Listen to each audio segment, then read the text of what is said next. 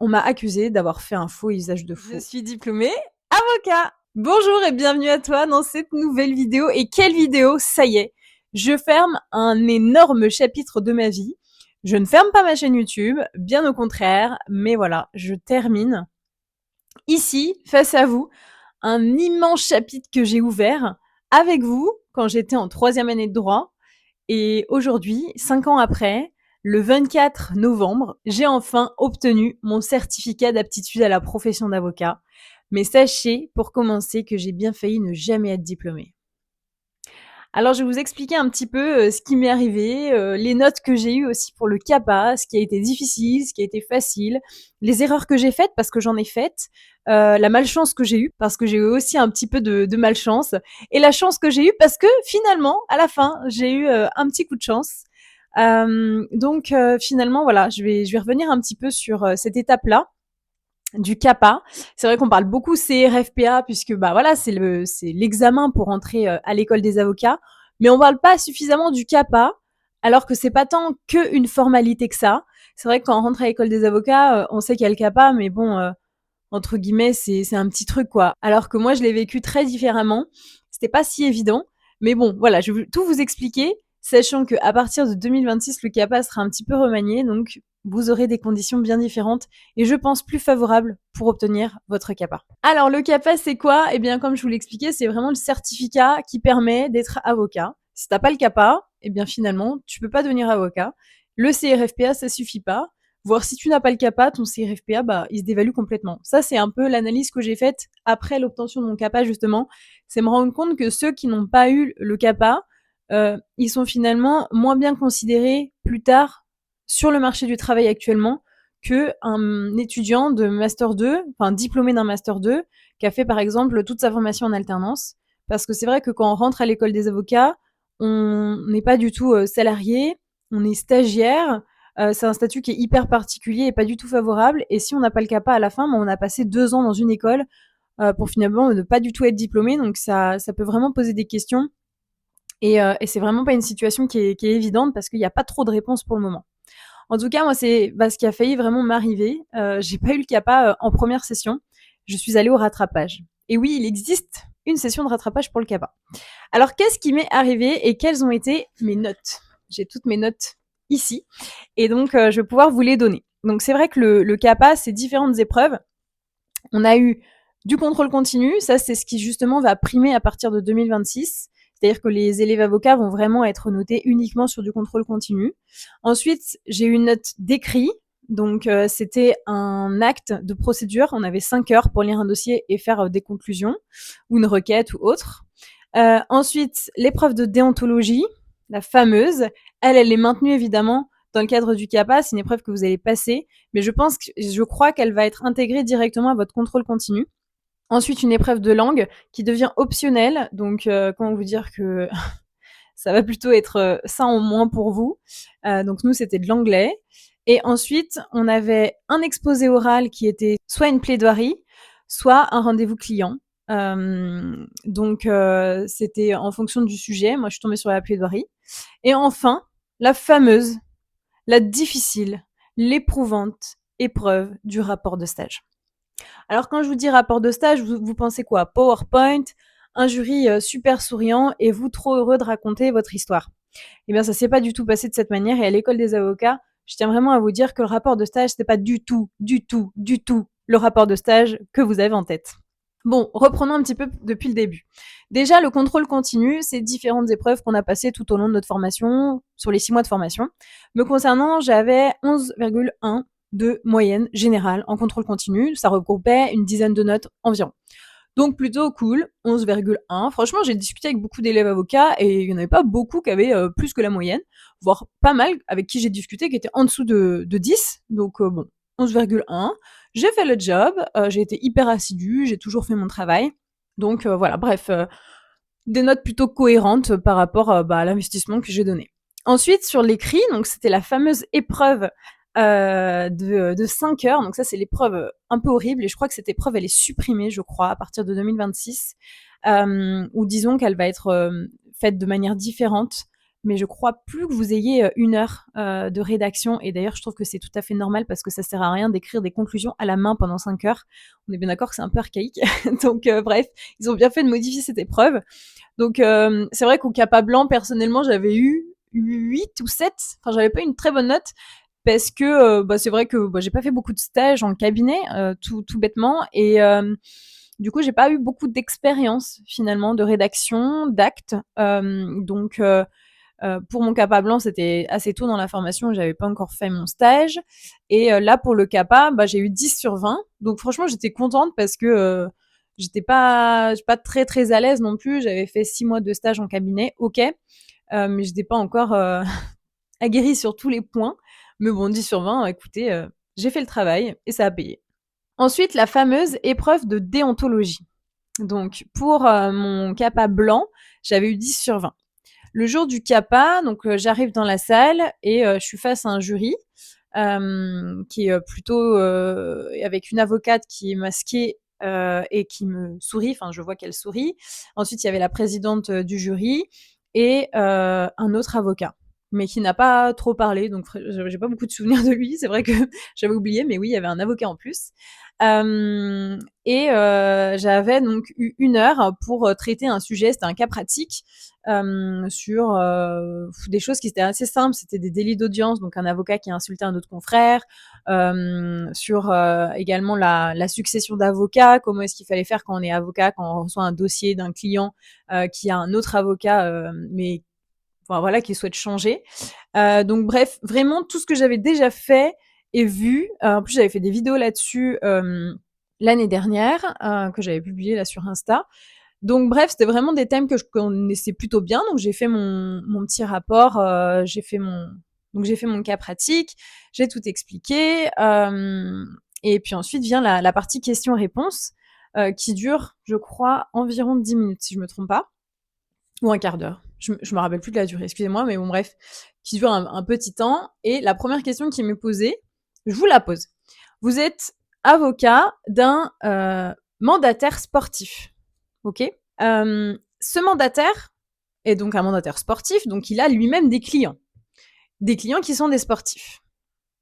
Est-ce que vous, en tant qu'avocat, vous pourriez partir en vacances si un des sportifs du mandataire vous invitait? Voilà, ça c'était la question. La première question qui m'a été posée. Comment vous dire que déontologiquement, c'était hyper compliqué comme question parce qu'il n'y a pas de bonne réponse, puisque c'est un exemple qui est assez flou, qui me demande de maîtriser finalement beaucoup plus de données pour pouvoir donner une réponse cadrée. Et je pense que là, ça a été compliqué pour moi de dire vraiment tout ce que je savais sur ce qu'on pouvait faire ou pas en tant qu'avocat. Mais là, l'exemple était très flou, très particulier. Et du coup, j'ai fait un peu comme j'ai pu pour répondre de manière la plus correcte possible à ce jury. Mais j'ai pas l'impression que ça ait beaucoup convaincu. Ensuite, j'ai eu une autre question sur un faux et usage de faux, puisqu'on me demandait si j'avais le droit en tant qu'avocat de modifier des documents officiels d'huissier. Donc pareil, en termes de déontologie pure et dure, enfin je sais pas si vous êtes élève avocat et si vous avez déjà connaissance du programme de déonto, mais c'est pas 100% de la déontologie, c'est plus de la procédure en tant que telle.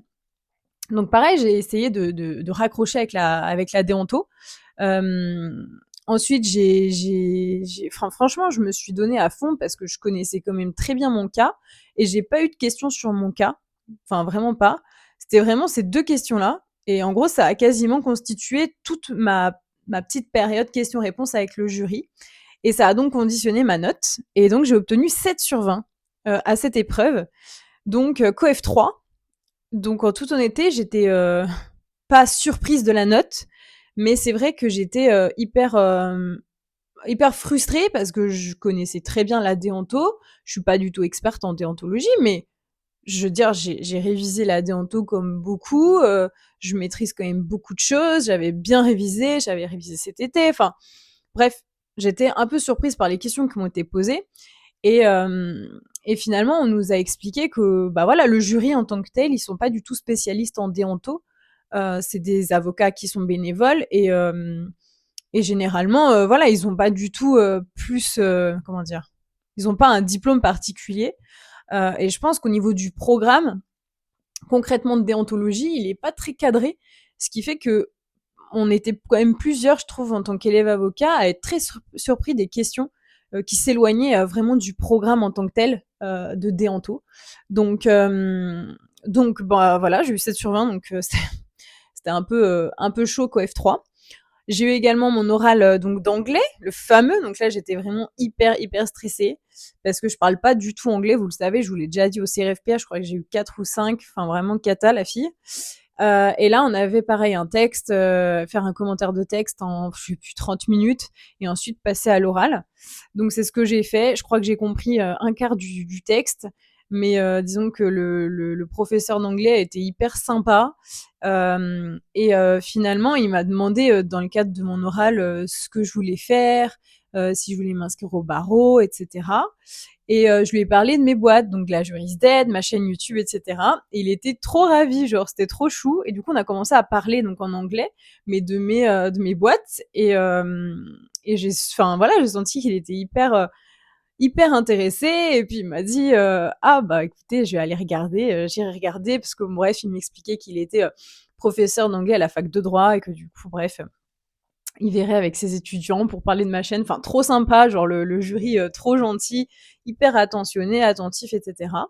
Donc ça, l'épreuve de langue qui est donc supprimée, enfin, disons qu'elle est facultative à partir de 2026, ou peut-être même 2025, je sais pas. Enfin, en tout cas, si vous rentrez à l'école des avocats, renseignez-vous, mais l'épreuve de langue, je crois qu'on était la dernière promo d'ailleurs à passer l'épreuve de langue de manière obligatoire. Donc bref, elle devient facultative et donc j'ai eu 10 sur 20 QF1 à cet oral d'anglais. Donc c'était moins catastrophique que CRFPA, comme vous pouvez le constater. Même si, bon, j'ai pas fait des prouesses non plus parce que je veux pas devenir bilingue en quelques semaines, on est d'accord. Et ensuite, exposé oral. Donc là, on avait 3 heures pour traiter un dossier et faire une plaidoirie. Alors, j'ai pas compris les consignes, ça c'est un problème dans le CAPA, c'est qu'il n'y a pas de consignes. On nous dit que l'oral doit pas faire plus que 20 minutes, notre plaidoirie. Pourtant, pendant le contrôle continu, on nous avait vraiment dit que voilà, quand on plaide, il faut pas faire plus que 10 minutes, que les magistrats, voilà, ils sont pressés, qu'il y a beaucoup de dossiers et qu'il faut être concis. Et moi, de base, je suis quelqu'un qui fait les choses de manière assez concise.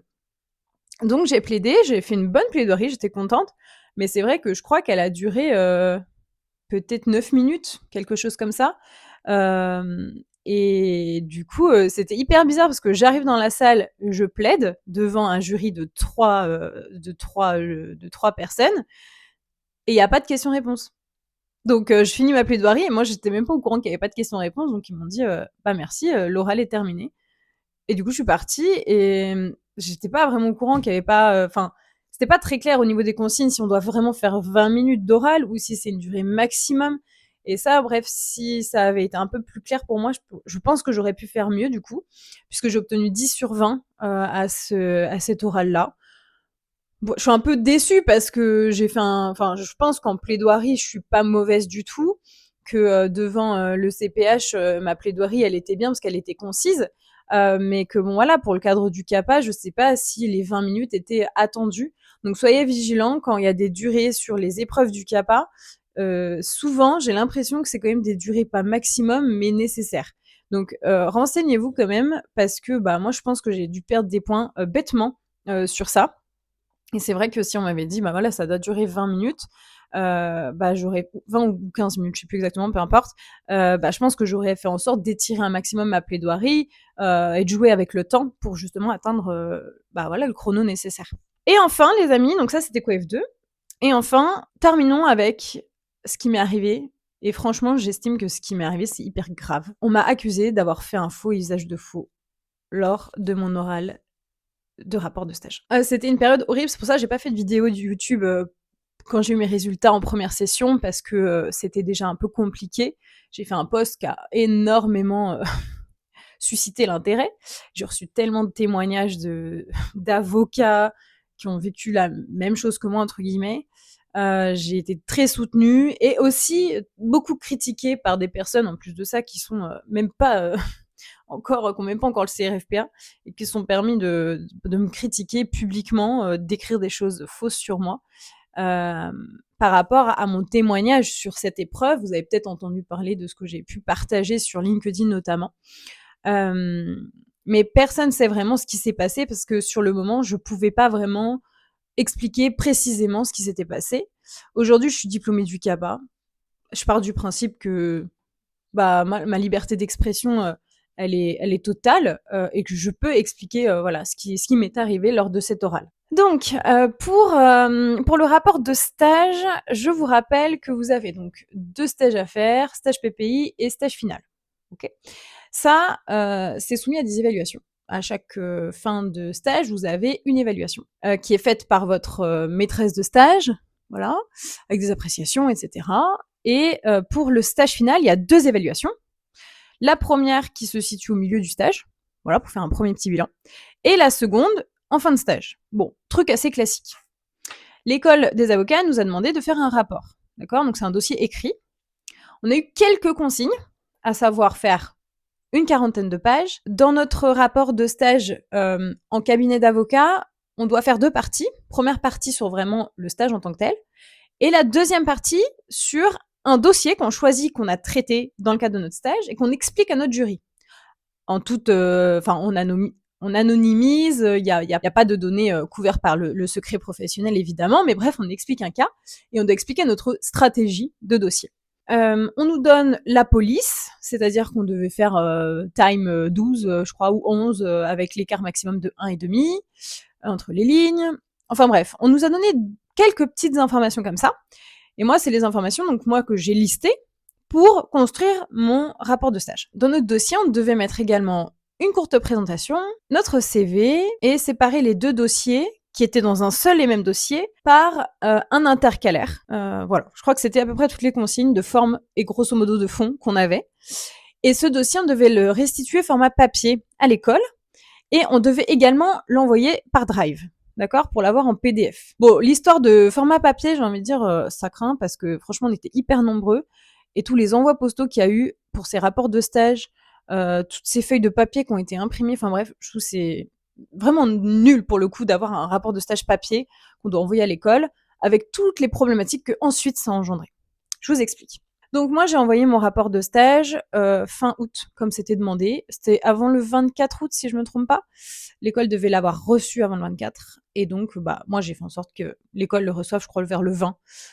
J'avais compté 4-5 jours pour être sûr que la poste, paume pas mon truc. Donc, bref, j'imprime mon dossier, je l'envoie. Et donc, je suis convoquée 2 mois plus tard, quoi, pour passer l'épreuve du rapport de stage. Notre rapport de stage, l'épreuve en tant que telle, vous allez la voir encore parce qu'elle n'est pas supprimée. Et c'est normal, enfin je veux dire, c'est sympa de faire un rapport de stage. Ce qui est beaucoup moins sympa, c'est les consignes par rapport à ce rapport. Donc pour ce rapport oral, on avait 20 minutes à nouveau pour présenter notre rapport. Et ensuite, on avait, je crois, 20 minutes ou 30 minutes de questions-réponses avec notre jury par rapport à notre dossier. Donc très bien, pareil, sur les 20 minutes, on ne sait pas si c'est 20 minutes maximum, si c'est 20 minutes nécessaires. Et ça, c'était toute la subtilité, à nouveau, en fait, de ce rapport. Donc j'arrive face à mon jury, il y a une jeune fille juste avant moi qui était avec mon jury qui sort de la salle et qui me dit « Tu vas voir, ils sont trop sympas ». Bon, j'étais dans un bon mood, c'était ma dernière épreuve, le 24 octobre, et le soir, on avait les résultats. Donc vraiment, j'avais passé déjà toutes mes épreuves, etc. Et c'était le point final, mon rapport de stage. Rapport de stage que j'ai fait valider par l'école, parce qu'on est obligé de faire valider son stage. On ne peut pas faire son stage là où on veut à l'école des avocats. On envoie une proposition, entre guillemets, à l'école qui valide, ensuite qui valide notre convention de stage, enfin bref, qui valide tout avant qu'on puisse mettre les pieds soit dans le cabinet, soit dans l'entreprise, en fonction du stage.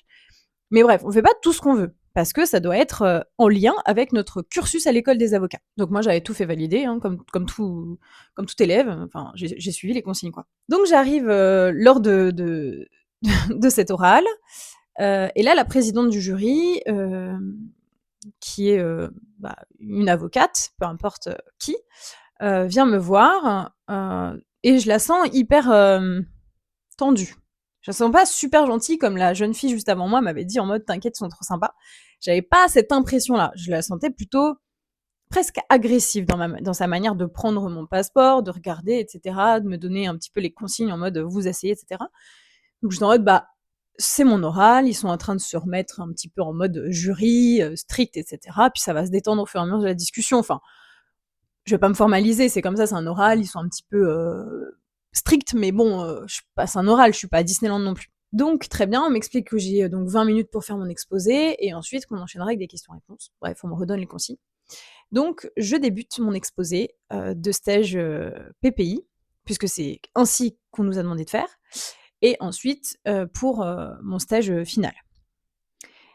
Je débute ma présentation, et là, je vois la présidente du jury qui commence à soupirer. Avant même, enfin, genre j'avais fait peut-être 2 phrases. Je l'entends soupirer, assez fort quand même. Bon, d'accord, je continue, je me dis: «Bon, peut-être que prends une autre voix, une autre intonation, va plus vite ou plus lentement, enfin adapte-toi», parce que je sais pas. Ensuite, je la vois prendre mon rapport de manière un peu agressive et tourner les pages de manière très vive, etc. Revenir dessus, souffler, prendre son stylo dans la bouche, me regarder, et vraiment beaucoup les yeux, genre qui se lèvent en mode comme ça, enfin hyper agacé. Donc je me dis bon, Constance, tu développes trop. Va à l'essentiel, parce que là, tu développes trop, on a 20 minutes, mais bon, peut-être que là, c'est un jury qui a envie que les oraux durent 10 minutes, j'en sais rien. Donc, j'accélère le pas, etc., pour arriver, parce que la partie PPI, c'est la partie la moins intéressante, entre guillemets, pour un jury. Donc, j'essaye d'aller un petit peu plus à l'essentiel, de me concentrer, et je commence donc à parler de mon stage final en cabinet d'avocat. Donc j'explique, etc., ce que j'ai aimé, ce que j'ai appris, pourquoi est-ce que j'ai fait ce choix de stage. Enfin, je développe, mais pareil, la directrice du jury, la présidente du jury, tourne les pages de mon rapport, continue à soupirer, regarde par la fenêtre, regarde dans son... Enfin, je sens qu'elle est hyper... pas du tout concentrée sur ce que je dis, mais j'ai l'impression genre qu'elle veut que ça se termine. Ce qui fait que je termine mon oral un peu précipitamment, parce que j'étais en mode, attends, là, il faut vraiment que je me grouille, parce que la personne, elle en a marre, quoi. Donc je termine mon oral, et là, elle regarde sa montre, elle soupire, et ricane, et rigole en regardant les autres membres du jury en me disant, ah 9 minutes. Et alors, je sais plus quels sont les termes employés, mais en gros, elle me dit, vous avez fait 9 minutes alors que vous auriez dû faire 20. Déjà, ça commence mal. Donc, je suis hyper mal, je sens que je commence à rougir. Je suis hyper gênée, je me dis: «Mince, c'est con parce que j'avais préparé un oral pour que ça dure 20 minutes et j'ai raccourci parce que j'avais l'impression qu'il fallait que j'aille plus vite». Donc je dis trop rien, hein, je veux pas m'excuser, je veux pas expliquer, enfin bon, c'est comme ça. Et elle me dit: «Bon, moi j'ai quand même un gros problème avec vous et votre rapport». Et alors là, mon cœur fait, un 360. Vous êtes en oral, c'est votre dernier oral. Pour avoir le CAPA, vous avez bossé pendant 7 ans, pour arriver, à ce moment précis de votre vie, et là, on vous dit qu'il y a un énorme problème avec le rapport. Vous pouvez pas imaginer tout ce que j'ai pu imaginer dans ma tête, que dans le rapport, il y avait, un document, couvert par le secret professionnel, que j'avais oublié, je sais pas moi, d'anonymiser un nom, une entreprise. Enfin, j'ai pensé beaucoup de déanto en mode, qu'est-ce que j'ai fait de grave, à ce point-là. Enfin, genre vraiment, j'ai eu hyper peur, en mode, ça va être horrible, quoi. Genre, j'ai fait un truc atroce, et là, franchement, je peux que m'en vouloir. Donc, je demande des précisions, parce que je voulais quand même savoir ce que j'avais fait de si grave. Enfin, vraiment, mettez-vous 2 secondes dans la position, genre vraiment, je suis en examen, quoi. On me dit, il y a un gros problème.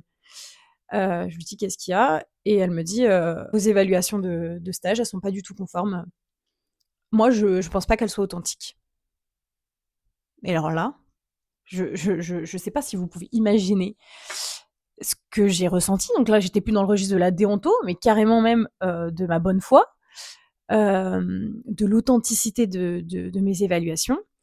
Et là, elle me soulève 2 problèmes. Le premier problème, c'est que mon évaluation de stage PPI, c'est pas imprimé comme il se doit. Ça, c'est un peu ma faute, hein, carrément. Enfin, ma faute. Non, enfin si, c'est ma faute parce que j'aurais dû revérifier mon rapport quand je l'ai envoyé.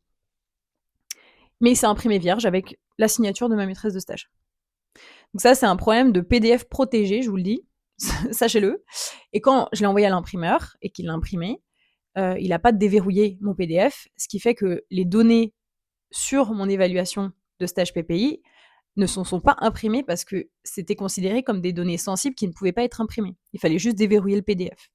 Et donc, la seule chose qui a été imprimée, c'était ma fiche d'évaluation vierge avec la signature de ma maîtresse de stage. Donc ça, c'était pour le stage PPI. Donc ça, elle me le montre. Et alors là, j'étais vraiment hyper mal parce que j'avais pas fait gaffe. Mais je sais que j'ai envoyé mon rapport de stage en format PDF, puisque c'était obligatoire. Et que puisqu'il est en format PDF, et que l'évaluation, elle est présente, elle est là, et qu'il n'y a pas ce problème d'impression qui demande de déverrouiller un PDF, etc., pour que ça s'imprime bien. Donc je le dis au jury, je lui dis, écoutez, ça doit être un problème de PDF protégé. Moi, ça m'est déjà arrivé, donc je sais que c'est quelque chose qui peut arriver. Après, là, dans l'hypothèse, j'ai pas pu, et je vais vous expliquer exactement pourquoi j'ai pas pu. Mais c'était vraiment, voilà, cette espèce de problème informatique, quoi, qui avait donc entaché mon rapport. Mais j'étais, bah, pas de souci. Je vous assure que c'est authentique parce que j'ai le format PDF que j'ai envoyé même avant d'avoir envoyé mon format papier. Donc, je veux dire, il n'y a pas de souci s'il y a besoin de retrouver ma fiche d'évaluation. De toute manière, l'école l'a. Et elle n'a pas voulu m'entendre. Elle n'a pas voulu que je parle. Elle n'a pas voulu que je dise cette phrase vraiment. Elle m'a coupé en soupirant, en étant très agressive et avec, voilà, comment dire, ouais, une intonation très, très sûre d'elle, du fait que j'avais fait exprès. Donc, je vois pas l'intérêt, en fait, de faire exprès.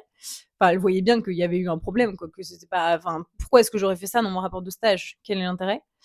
Et la deuxième chose, et ça a été vraiment le plus grave, finalement, je trouve, hein, c'est qu'on m'a accusé à ce moment-là d'avoir fait un faux usage de faux.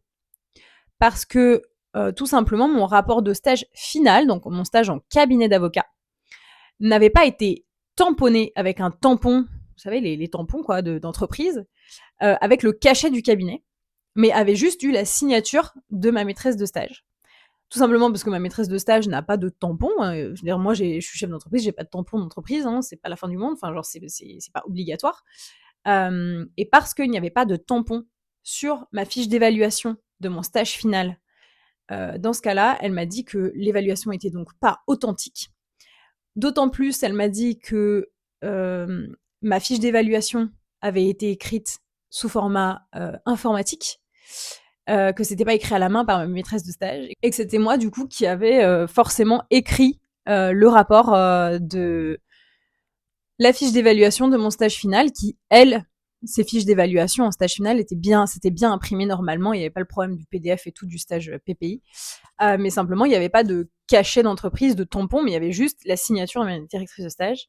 Et sur ça, vraiment, on m'a dit, en fait, ça pour moi, c'est un faux usage de faux. À nouveau, remettez-vous dans le contexte. Je suis en train de passer le dernier examen de ma vie entière.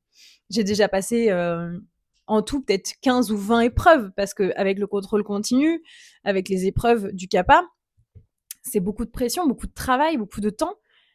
Et là, pour un rapport de stage qui n'a pas le tampon de l'entreprise, on est en train de m'accuser d'un quelque chose de super grave. Enfin, je sais pas si vous vous rendez compte, mais tricher en examen, ça peut vous coûter 5 ans d'interdiction de passer un examen. Mais vous imaginez un faux usage de faux pendant un oral pour devenir avocat? Enfin, j'ai été mais sous le choc. En fait, je n'ai pas réussi à m'exprimer. Déjà, on m'empêchait de m'exprimer concrètement. Et j'étais à milieu d'imaginer qu'on puisse penser ça de moi. Enfin, genre, j'étais, mais ça va pas la tête. Pourquoi est-ce que je ferais ça? Enfin, j'ai fait mes stages, ils ont été validés par l'école, j'ai envoyé le PDF, il y a tout dedans. Enfin, j'ai pas compris. Enfin, vraiment, j'ai pas du tout compris. D'autant plus que ce n'est pas de ma faute si le cabinet n'a pas de tampon. Donc, je vois pas pourquoi ce serait une condition obligatoire pour valider un rapport de stage. Ça n'a pas de sens, en fait. Ça a vraiment pas de sens. J'avais pourtant l'accord du cabinet, comme c'est une fiche obligatoire. Enfin, j'avais tout ce qu'il faut, mon CV. Enfin, j'avais vraiment suivi à la lettre tout pour le formalisme. J'avais 45 pages de dossier de stage, tout. Et j'avais pas ce fameux cachet d'entreprise. Et donc, ça a été vraiment l'excuse pour vraiment me faire des reproches qui étaient extrêmement difficiles à entendre. On m'a dit que j'étais superficielle. On m'a dit que mon exposé était aussi superficiel que moi.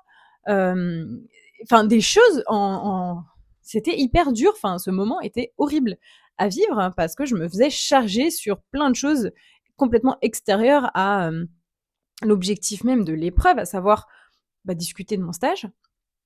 Donc ça, c'était la première partie qui était déjà très importante.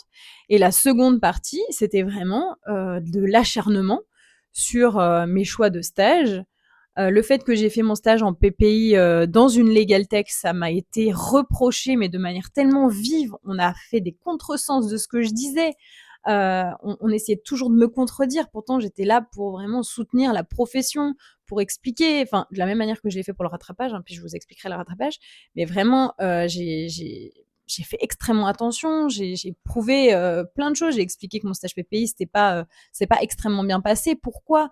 Qu'est-ce qui a été difficile et les différences majeures qu'il y a entre un avocat et une legal tech. Enfin, j'ai vraiment énormément plaidé pour vraiment les avocats parce que c'est mon expérience, c'est mon ressenti par rapport à ce que j'ai vécu dans ce stage dans la legal tech et ça n'a pas du tout été entendu de cette manière et ça a été toujours transformé, modifié. Et enfin vraiment, c'était horrible parce qu'on est dans un état de vulnérabilité plus quand on est en examen. Je peux pas me lever et commencer à dire écoutez, s'il y a un problème, écoutez, on voit ça directement avec la direction. Enfin, on peut pas faire ça. Et du coup, j'étais tellement renfermée sur moi-même, mal à l'aise. Enfin, j'ai pas du tout compris pourquoi est-ce qu'il y avait cet acharnement en fait. Et ça a été extrêmement dur pour moi. Et ensuite vient mon stage en cabinet d'avocat. Et là, ça a été la même chanson. On m'a critiqué le fait d'avoir fait mon stage dans un cabinet en création, que c'était n'importe quoi.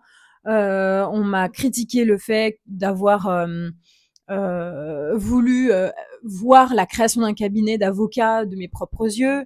On m'a critiqué le fait également d'avoir des entreprises, puisqu'on m'a fait des remarques par rapport à ça, puisqu'à nouveau, je vous le rappelle, mais dans le rapport de stage, on a le CV. Et j'avais fait le choix d'être très transparente sur mon CV, de parler de mes stages, mais aussi de parler de mes entreprises, parce que je me suis dit, c'est authentique. Moi, je suis vraiment en mode vérité. Enfin, en fait, je pense que j'ai une mentalité très école de commerce, en mode, je raconte vraiment ce que j'ai fait, j'explique, etc., je défends. Et là, ça a pas du tout été apprécié et pris de cette manière. Donc, je vous expliquer après comment j'ai fait pour le rattrapage. Hein. Mais bon, moi, j'ai été extrêmement violentée, en fait, finalement, pendant ce moment. Prise de cours. Et vraiment dans une situation où j'étais au bout du bout. Enfin, je suis quelqu'un qui est très, très honnête, en fait. Et tricher, c'est pas du tout quelque chose que je peux faire. J'ai des défauts, hein, comme tout le monde, bien entendu, mais vraiment, le côté tricher, mentir, tout ça, c'est pas du tout quelque chose qui fait partie de mes défauts, vraiment. Et là, vraiment, ce côté montrer du doigt et sous-entendre tellement de choses négatives à mon propos, alors qu'on rentre dans une profession réglementée, qui est soumise à des règles déontologiques qui sont très fortes, très importantes. C'était vraiment le pire moment de ma vie, clairement. Donc je finis cet oral avec des échanges très furtifs parce qu'en fait on m'a pas du tout laissé m'exprimer, on me coupait la parole. Ils se regardaient entre eux dans le jury, parfois même ça rigolait. Enfin, c'était une humiliation totale. Donc je suis partie directement en fait dans le bureau de la direction et je leur ai expliqué ce qui s'était passé parce que pour moi c'était pas normal que ça se passe comme ça. On peut se louper pour un oral, hein. Je peux me louper. Moi je me suis loupée en anglais au CRFPA, je le dis, il y a pas de souci, j'ai été nulle. Là c'était pas une question, j'ai été nulle, c'est que il y avait un problème d'impression qui s'était passé sur mon rapport.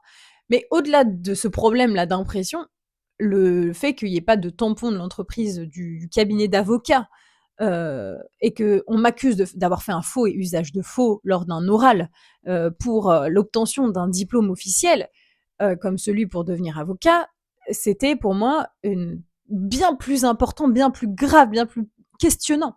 Donc moi, ce que je pensais, c'était en mode, on m'a accusé d'avoir fait un faux usage de faux, il va y avoir un rapport de discipline, enfin, on n'accuse pas quelqu'un d'une chose aussi importante sans avoir des actions derrière. Donc je suis allée voir vraiment la direction en mode, bah, soit ça a été un prétexte, ce faux usage de faux, pour de toute manière me casser, soit ça a été vrai, ils pensent vraiment que j'ai fait un faux usage de faux, il va falloir que j'aille me justifier, que j'aille prouver que c'est pas le cas, et auquel cas, bah, ça va peut-être suspendre mon examen tout simplement parce qu'en fait là, on est sur quelque chose qui est grave. C'est grave.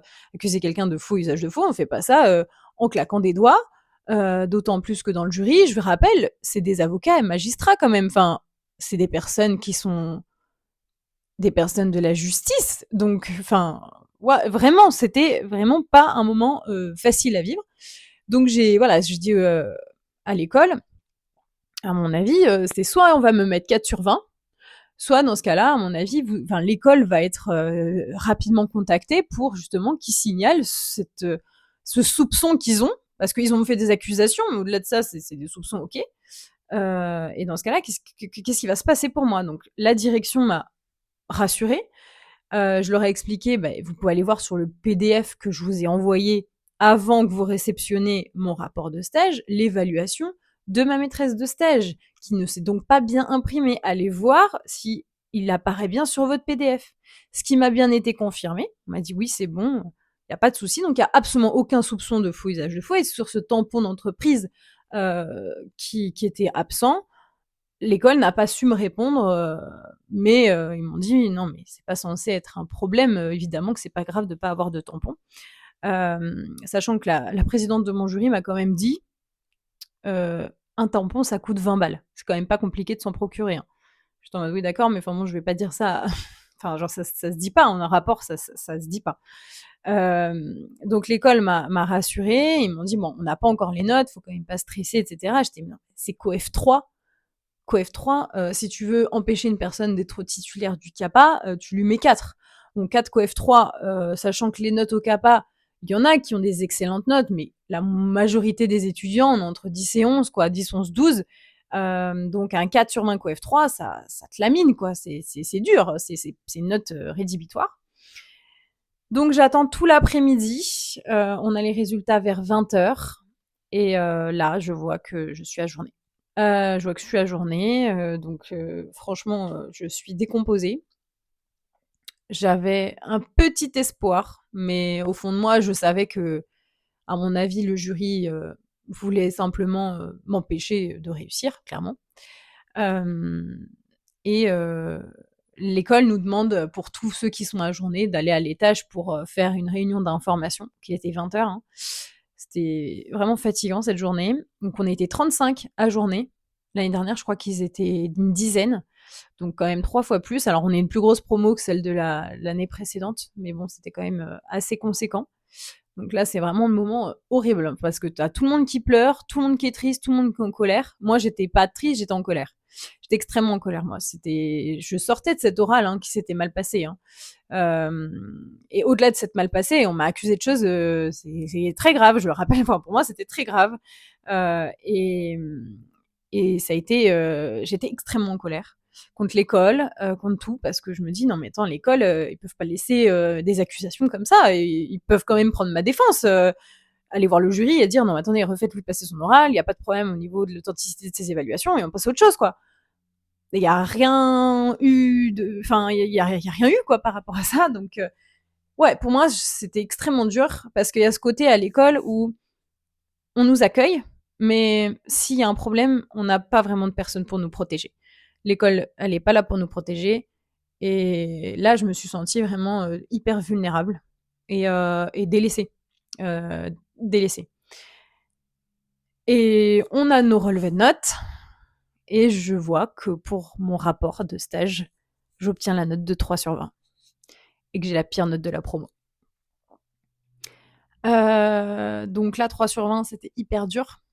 Parce que, comme je vous disais, un COEF 3, 3 sur 20, sachant que j'ai eu que des 10 quasiment, bon, un 7 en déonto, mais sinon c'est des 10, des 11, évidemment, ça me donnait une moyenne générale de 7,87. Voilà, pour le rapport de stage. Hein. On parle bien d'un rapport de stage. Hein. Un rapport de stage pour devenir avocat. Sur les autres notes, ça va, mais là, rapport de stage, genre, je comprends pas cette épreuve. j'ai beaucoup de mal à comprendre les attendus et ça a été extrêmement, extrêmement dur. Donc bref, l'école prend quand même beaucoup de temps pour tous nous écouter, pour tous nous accueillir dans le bureau également.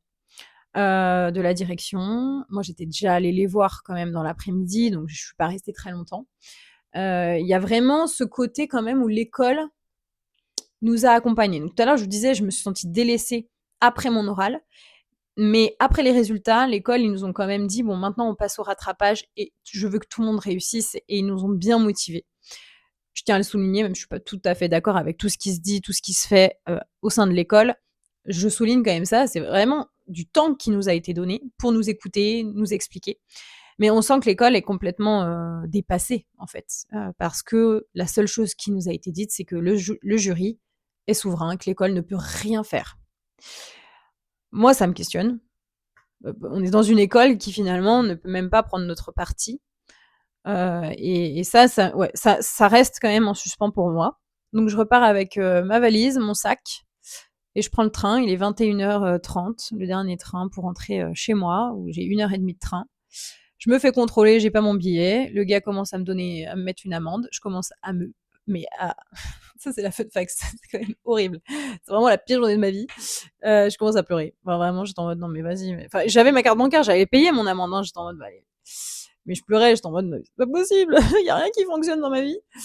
Et en fait, il me met pas l'amende. Je lui explique ma situation. Enfin vraiment, j'étais en train de payer, hein. Et puis finalement, il annule l'opération. Et il me dit non mais vous en faites pas et tout. Mais vraiment, j'ai fondu en larmes. Mais j'étais vraiment, mais c'était horrible. J'étais vraiment pas bien. Donc merci à ce gentil contrôleur qui m'a consolée. Et j'ai vu une lueur d'espoir grâce à ce geste en tout cas. Donc bref, on passait donc les rattrapages un mois après. Donc moi, j'avais 2 matières à rattraper, la déontologie et le rapport de stage. On a le choix en soi de passer toutes les épreuves qui sont en dessous de 10. Bon, moi j'ai eu quasiment 10 partout, sauf en déonto, j'avais le choix, je pouvais ne pas faire le choix de garder la déonto, ou le rapport, mais bon, puisque j'ai eu 3 rapports, j'avais pas trop le choix que de le repasser quand même. Donc j'ai fait le choix, bref, de repasser déonto et rapport de stage. Donc ça, c'était pendant 1 mois de révision, de remanier de rapports. À ce moment-là, c'est là où j'ai fait donc mon comment ça s'appelle, mon rapport, mon post LinkedIn pour expliquer ce qui m'était arrivé. Mais dans ce post LinkedIn, je pouvais pas écrire à ce moment-là concrètement ce qui m'était concrètement arrivé. Je voulais juste dire, voilà, moi j'ai eu 3. Il y a une personne dans la promo qui a eu 1 sur 20 parce qu'il n'a pas fait ses stages. Il y a une élève avocate, on m'en avait parlé, c'est l'école qui m'en avait parlé, qui n'avait pas eu, quand elle a imprimé son dossier, il y a 4 pages qu'on sautait, et on lui a mis 8 sur 20.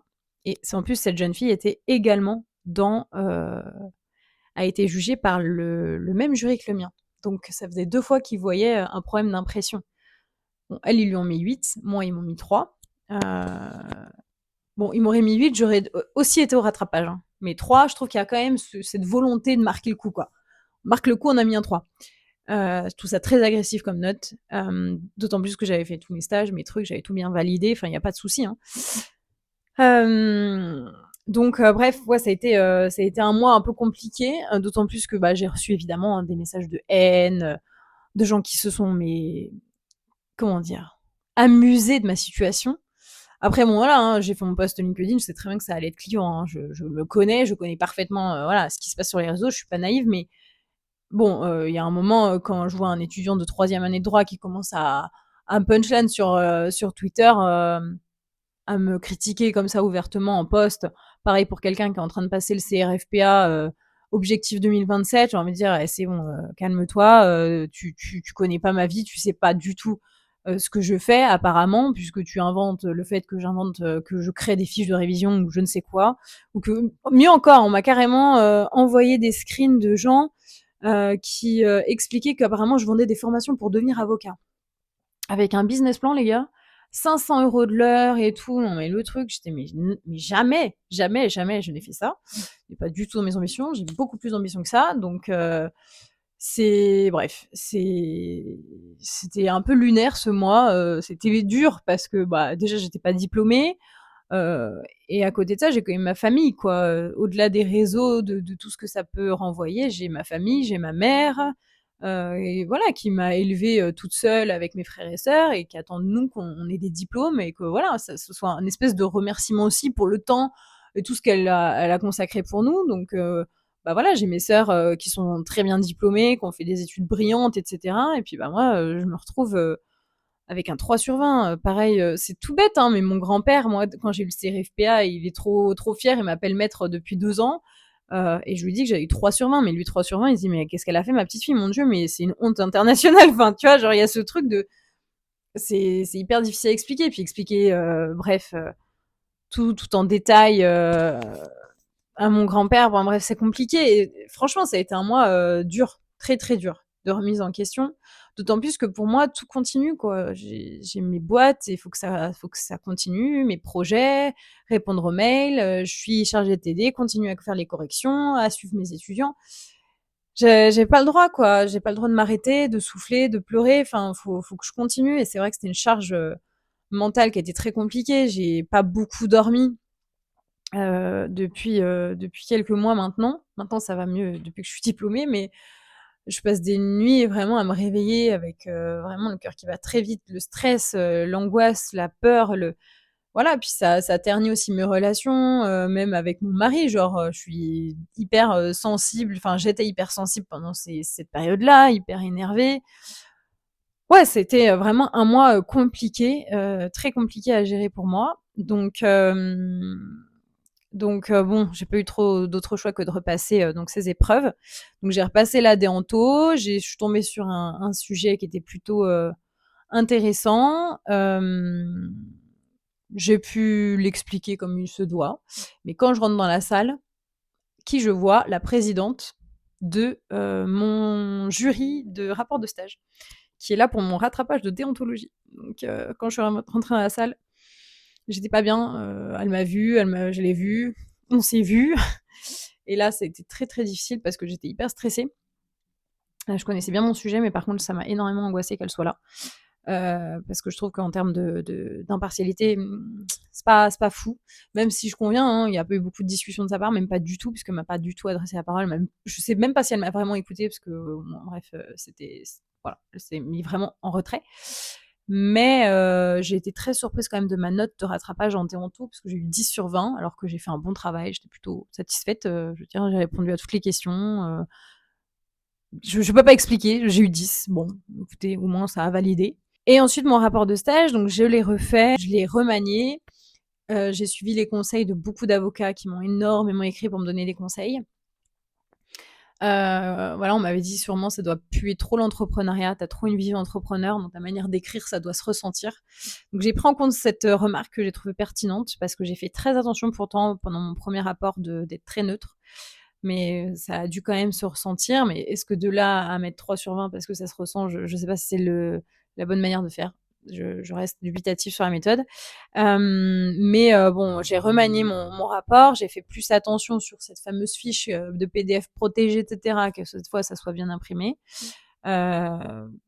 Puis voilà, quoi. Enfin, grosso modo, j'ai pas fait grand-chose hormis, voilà, voir un petit peu le ton que j'employais dans mon rapport. Mais bon, est-ce que c'est ça qui est noté? Enfin, concrètement, là, on est là pour devenir avocat, enfin, je vois pas l'intérêt derrière. Je vois pas l'intérêt concrètement. Donc j'arrive à mon oral, je suis hyper stressée. Pareil, je passe lundi, bah, c'était lundi 24 novembre. Et le soir, j'avais les résultats. Donc c'était exactement la même configuration que le 24 octobre. Donc je passe mon oral, je fais 20 minutes d'exposé où je vais doucement, j'explique bien, comme j'avais prévu en première session, mais cette fois je suis face à un jury qui m'écoute, qui prend des notes, qui me sourit brièvement, en tout cas, voilà, qui est honnête, quoi, qui m'écoute respectueusement. On enchaîne 30 minutes de questions-réponses. Il y a des questions que j'ai, des réponses que je n'ai pas. On me demande pas mal de choses sur les legal tech, que eux ils sont pas tout à fait fans du modèle, mais pourquoi pas que j'ai fait ce choix-là. Je l'ai expliqué, j'ai expliqué pourquoi j'ai pas aimé. On m'a écouté, on a accepté mes réponses. Pourquoi est-ce que j'ai fait le choix de faire mon stage final dans un cabinet qui était en création. Que j'ai eu de la chance, voilà, parce que c'était en création, mais avec un avocat qui a quand même 15 ans de barre derrière, donc c'est quand même assez exceptionnel. J'ai eu beaucoup de chance de faire ce stage, que j'ai beaucoup valorisé parce que j'estime avoir été très chanceuse de pouvoir faire ce stage. Donc j'ai vraiment expliqué On m'a posé des questions, quoi, en fait. On m'a posé des questions concrètement sur mes choix et on a accepté mes réponses. C'était les mêmes réponses que j'aurais données à mon premier oral, hein, j'ai rien inventé, c'est mon rapport de stage, donc voilà. Voilà, et la seule chose véritablement que j'ai changé dans mon rapport, c'est mon CV. J'ai supprimé toute référence à mes entreprises et je donnais juste les choses très sommaires de mes stages que j'ai pu faire de la L1 jusqu'en master 1 du coup. C'est tout ce que j'ai mis et on m'a fait des remarques sur mon CV brièvement, mais pas tant que ça. Enfin, je sais même pas s'ils ont vraiment regardé, j'en sais rien. Mais en tout cas, tout s'est bien passé. J'ai fait mon travail, j'étais stressée, mais j'ai vraiment fait mon travail à fond. C'était un voilà, extrêmement stressant pour moi cette épreuve parce que j'avais peur de me faire lyncher et de me sentir humiliée à ce point-là. J'avais peur. Il y avait toujours pas de tampon d'entreprise de mon évaluation, hein, parce qu'il y avait toujours pas de tampon, donc j'avais peur aussi de ça, voilà, que je sois à nouveau accusée de quelque chose. Ça a même pas fait l'objet d'une remarque de mon jury.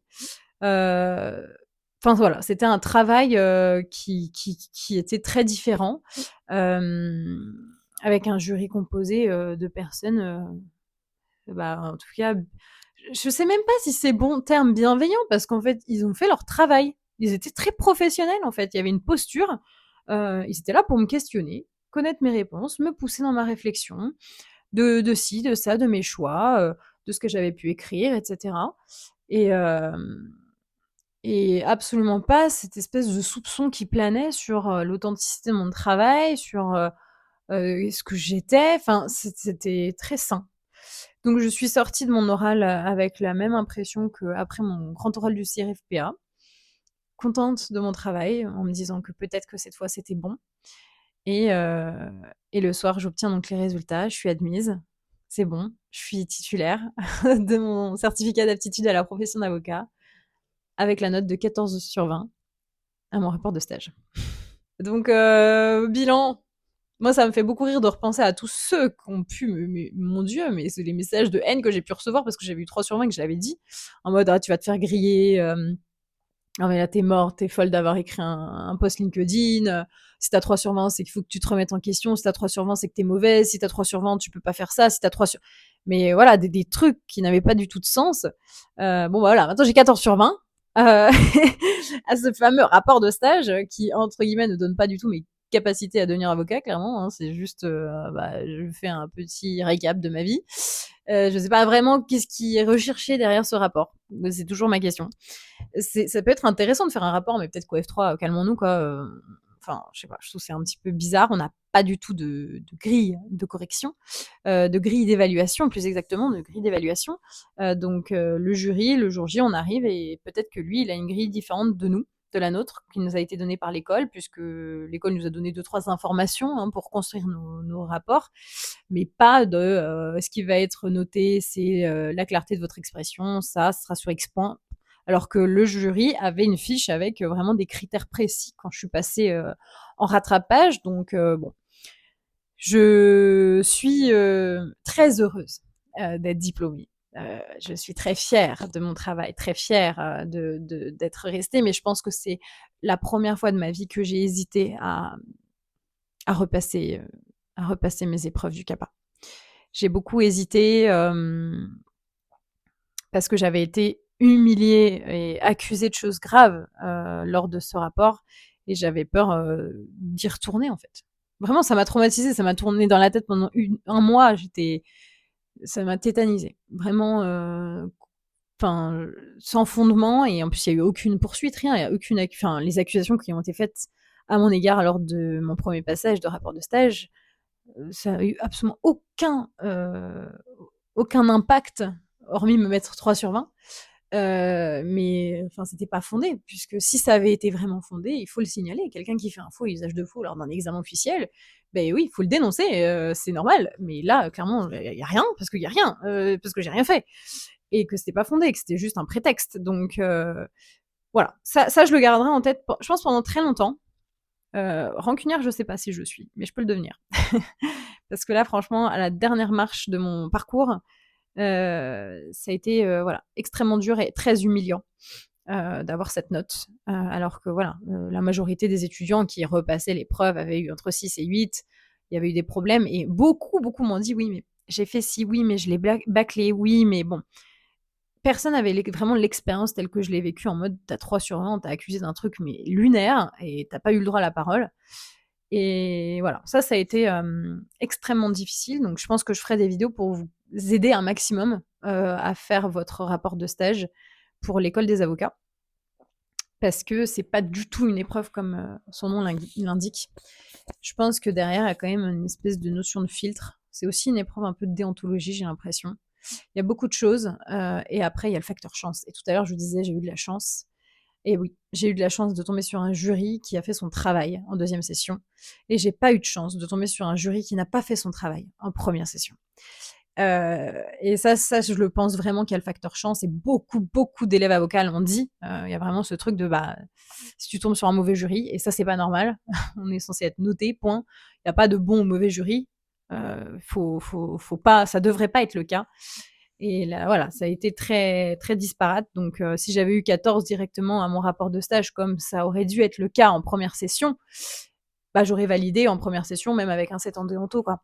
Comme beaucoup d'étudiants, qui ont eu une bonne note en rapport et qui se sont loupés en déonto parce que normalement le rapport de stage c'est censé être une formalité, voilà, pour justifier des choix qu'on a faits. Mais de là à mettre 3, pourquoi pas 4, pourquoi pas 6, pourquoi pas 8, enfin, ces histoires de notes sur le rapport, je trouve que ça n'a pas de sens. Même les notes de manière générale sur tout l'épreuve de CAPA, je trouve que c'est pas très sain, enfin, c'est pas très représentatif. On est en train de donner un certificat d'aptitude à la profession d'avocat. Est-ce que le fait de ne pas avoir une bonne note en rapport de stage te rend pas apte à être avocat? En fait, c'est vraiment la question que je me pose et je trouve qu'il y a un problème au niveau de l'objectif, à atteindre, et des moyens, pour l'atteindre. Mais bon, ce n'est que mon avis, ça ne regarde plus que moi et puisque aujourd'hui je suis diplômée, je peux enfin m'exprimer comme je le veux sans me dire: «Oh mon Dieu, qu'est-ce que l'école va me dire? Qu'est-ce qui va m'arriver?» Je suis, je suis un peu libre et ça fait plaisir.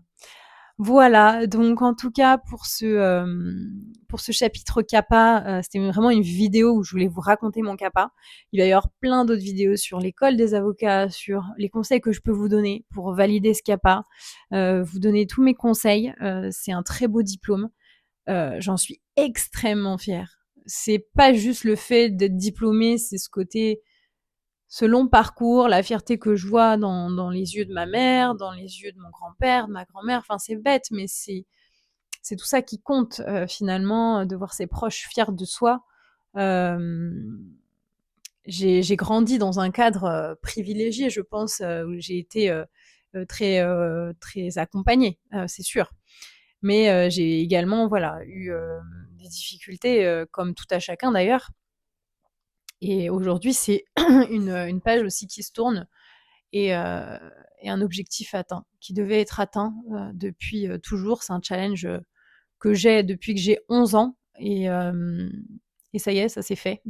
Donc je peux passer à autre chose, et c'est finalement ça le plus important. Donc voilà, je voulais vous raconter un peu tout ça. La vidéo est très longue, ça va être long le montage, mon Dieu, mais au moins je voulais vous expliquer ce qui m'est arrivé et surtout, voilà, faire un peu du démenti parce qu'il y a un peu des bêtises que j'ai lues sur internet. Bon, je vais pas, en parler davantage, c'est bon, mais voilà, faut pas trop se fier au premier plan, des situations. Mais là, vous avez, à peu près tout. Bon, il y a des détails que je garde pour moi, mais en tout cas, là, les choses les plus importantes sont là, authentiques et de toute manière, c'est ma chaîne, donc je dis ce que je veux et je fais ce que je veux parce qu'aujourd'hui je suis libre et ça, c'est le plus important. Bye.